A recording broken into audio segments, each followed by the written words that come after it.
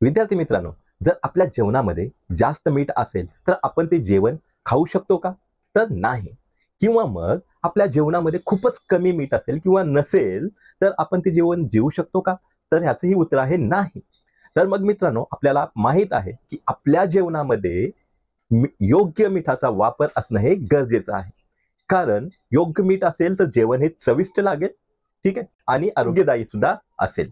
ठीक आहे स्टुडंट, हे तर आपल्याला सर्वांनाच माहित आहे. म्हणजेच आपल्या जीवनामध्ये मिठास अनन्यसाधारण महत्व आहे. विद्यार्थी मित्रांनो, अशाच प्रकारे अश्मयुगात जेव्हा मानव प्रगती करू लागला होता, शेती करायला लागला, अॅनिमल हजबंडरी करायला लागला, आणि इथेच म्हणजेच अश्मयुगामध्येच मानवी अधिवासात सुद्धा सुरुवात झाली. आणि त्याचबरोबर अश्मयुगामध्ये मिठास अनन्यसाधारण महत्व होते. आणि जेव्हा मानव इथे फार्मिंग, अॅनिमल हजबंडरी करत होता, त्याच प्रकारे ह्या युगामध्ये ट्रेडिंगला सुद्धा महत्व होतं, ट्रान्झॅक्शनला सुद्धा महत्व होतं. आणि त्या युगात मिठाच्या ट्रेडिंगमुळे व्यवसायास सुरुवात झाली किंवा त्याची प्रगती होण्यास सुरुवात झाली. तर trading of salt was very important in the neolithic period और न्यू स्टोन एज. म्हणजेच अश्मयुगापासूनच मिठास अनन्यसाधारण महत्व प्राप्त झालेलं होतं. अश्मयुगामध्ये एक सिस्टम सुरुवात झालेली होती, ती म्हणजे बार्टर सिस्टम.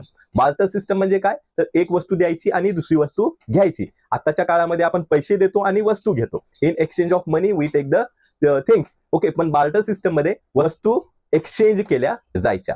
तर अश्मयुगामध्ये जे व्यावसायिक होते, मिठाचा ट्रेडिंग करणारे जे व्यावसायिक होते, ते मिठाच्या एक्सचेंज मध्ये वेगवेगळ्या प्रकारचे आर्टिस्टिक मटेरियल ते घेत होते. म्हणजेच मीठ ते द्यायचे आणि त्याच्या बदल्यामध्ये वेगळ्या वेगळ्या प्रकारच्या वस्तू, म्हणजे धान्य असेल, कापड असेल किंवा ऊस असेल, अशा प्रकारच्या वस्तू त्या घेतल्या जायच्या.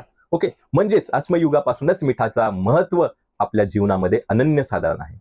विद्यार्थी मित्रांनो, एक गोष्ट लक्षात ठेवा, जर जेवणामध्ये योग्य मीठ असेल तरच आपल्या जेवणात आणि जीवनामध्ये आनंद असेल.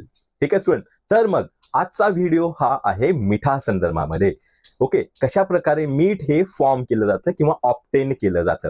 तर without further ado, let get started with the video.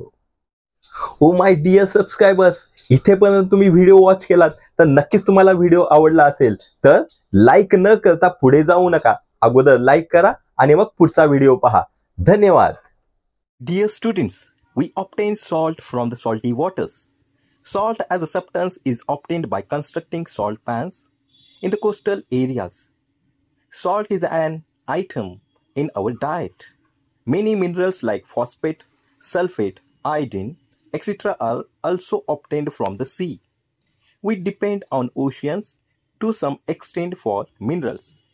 Dear students, let's have some information about how do we obtain salt from sea water.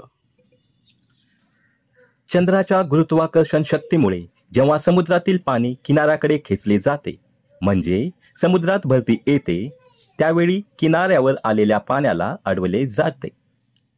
किनाऱ्यावर आलेल्या पाण्याला अडवण्यासाठी जमिनीत वाफे तयार केले जातात, त्यास सॉल्ट पॅन्स असे म्हणतात.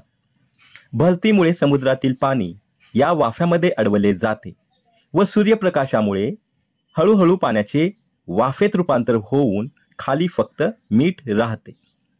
Because of evaporation the salt left behind after the evaporation. भारतातील समुद्र किनाऱ्याच्या प्रदेशात भरपूर राज्यामध्ये अशा मिठागारांची निर्मिती करण्यात आली आहे.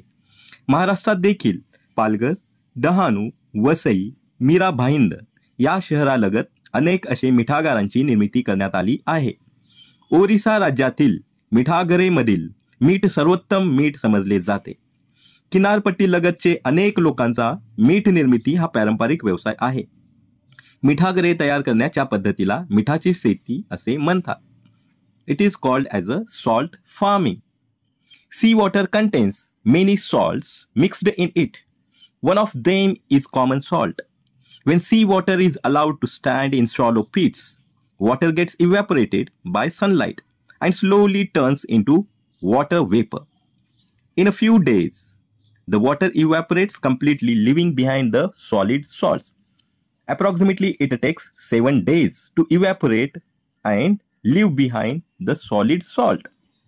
Common salt is then obtained from this mixture of salts from further purification.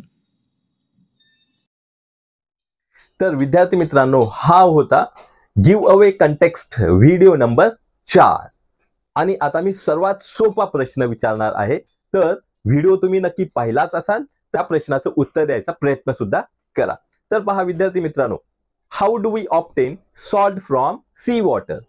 How do we obtain salt from sea water? Students, या प्रश्नाचं उत्तर लिहित असताना उत्तर आणि तुमचं नाव आणि प्लेस लिहायला विसरू नका. त्याचबरोबर व्हिडिओला जर तुम्ही आतापर्यंत लाईक नाही केला असेल तर लाईक नक्की करा. चॅनलवरती तुम्ही नवीन असाल तर सबस्क्राईब करायला सुद्धा विसरू नका. धन्यवाद. Be studious, be thoughtful, be connected.